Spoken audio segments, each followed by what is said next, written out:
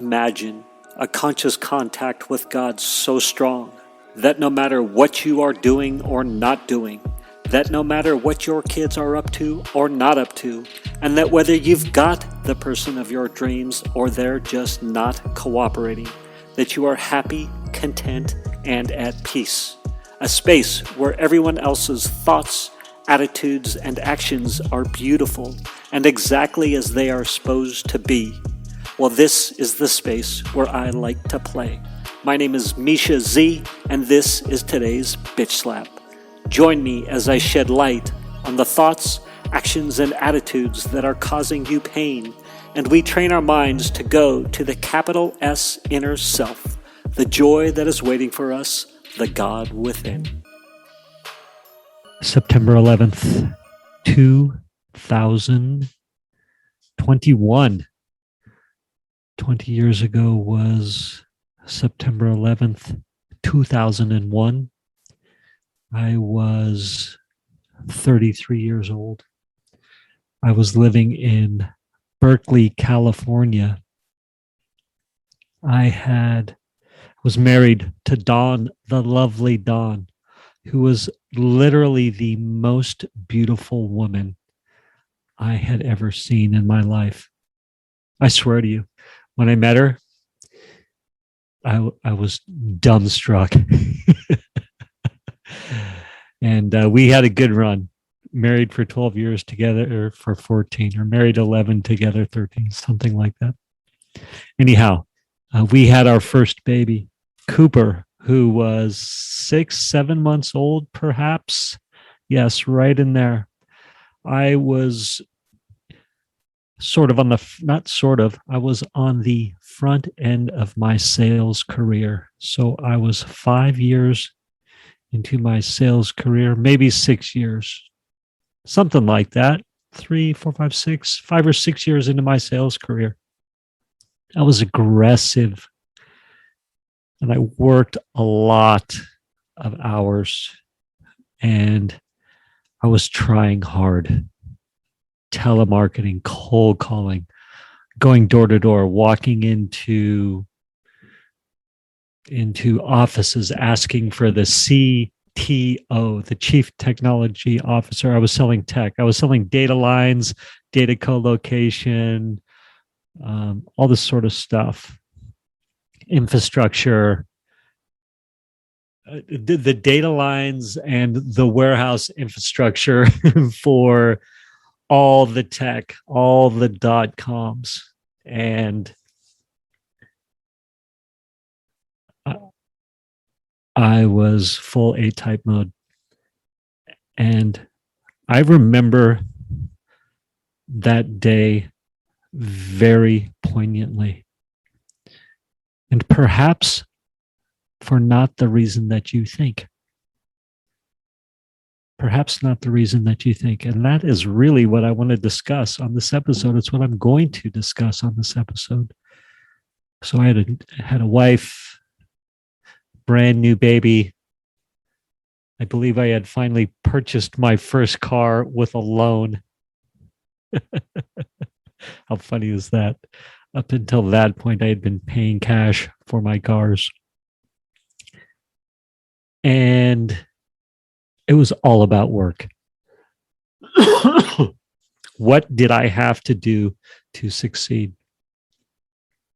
So I'm sitting there that morning and perhaps I was getting ready to go into the office or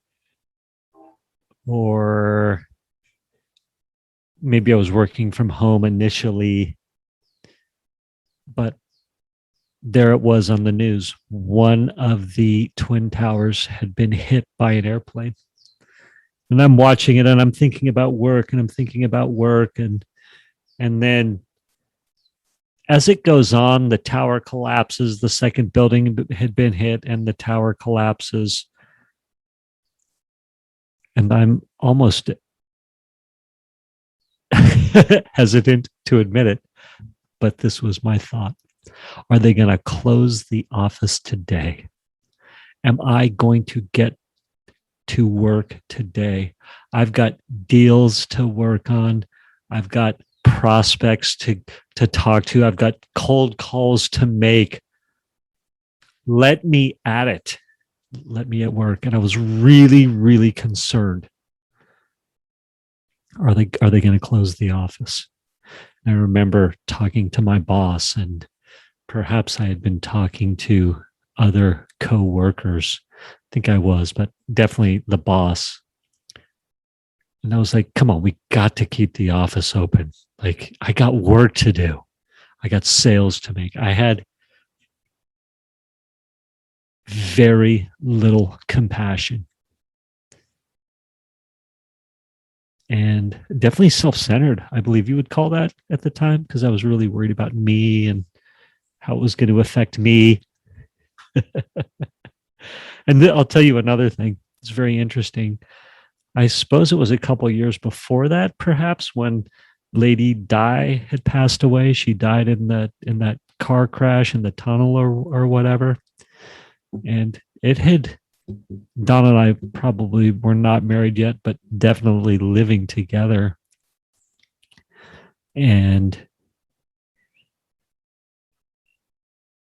she was very upset, as many women were back at that point, because, she represented a lot of things for a lot of women. Lady Di did. And I had no compassion, no empathy, no, what's the other word?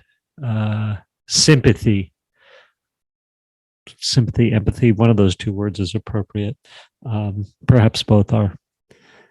But I remember just telling her to buck up, effectively. I might not have said buck up, but I would probably was like, why are you so effective? It's just, it's just blah, blah, blah, or whatever. Just, completely unaffected, completely showing no sympathy, no compassion, no empathy, and very closed off from my old feelings and my own feelings.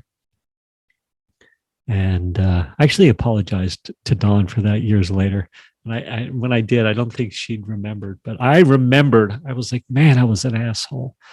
It's like, or I remember I was at a meeting one time and someone was upset that their cat had died. I was like, I grew up in Wyoming. Barn cats died all the time, blah, blah, blah. Again, no compassion, no empathy, no sympathy. And that was the case on the morning of 9/11. And I was actually fairly upset that I wasn't going to get to work that day. And then I was concerned about how long is the office going to be closed. And I was telling the story to somebody today, actually. And they said, yes. So fast forward to today, I am a different person. Like, I just can have compassion, empathy, sympathy. I can hold space for people. I can just, it doesn't have, like, I think back in the day, right, when Dawn was upset that Princess Di had passed away, I could not handle that upsettedness. And so I would have to put up this wall or this arrogance or this edge. And yeah, I'm a different guy today. Like, someone loses a pet, that sucks. Or a parent dying, or step parents, or God forbid a brother, sister, or a child, or just all this stuff. It's like the littler things that I can have sympathy for. And then also, I don't need to shut down my emotions or run and hide when big things go down. So what did my friend say today? He said, my rugged individualism stopped working for me. It was a great way to say it. My rugged individualism stopped working for me. And honestly, today, all politics aside, like, I hope you can appreciate that I don't really care about the politics of the matter. And I'm very grateful that I can see things from a more nurturing, compassionate, as I've said, empathetic, sympathetic standpoint. And I can cry with people. I can cry myself. I can not have to put up a front of rugged individualism, of this strongness, or it doesn't bother me, and if things don't bother me, it's not out of arrogance. There was arrogance around all that before, arrogance and selfishness. And that arrogance and selfishness has absolutely tempered in me. That's what I've got to say. I believe life is amazing. I'm stoked to be alive, gifted with the spark of life, with spirit. Everybody have a great day this September 11th. I hope you have grown personally yourselves since that day. Peace out. Thank you for spending time with me today. As someone who is committed to growth and service to this world, I so appreciate your willingness to come with me, go within, and serve our world through change. If you found value in this podcast and you know someone who can use this message, share this episode with them. Share it so our mission can be achieved one episode at a time. And of course, subscribe so you can hear more. And lastly, for more resources on what has helped me on my journey and can help you on yours, go to belove.media/resources. That's BELOVE.media/resources. Thank you again for listening.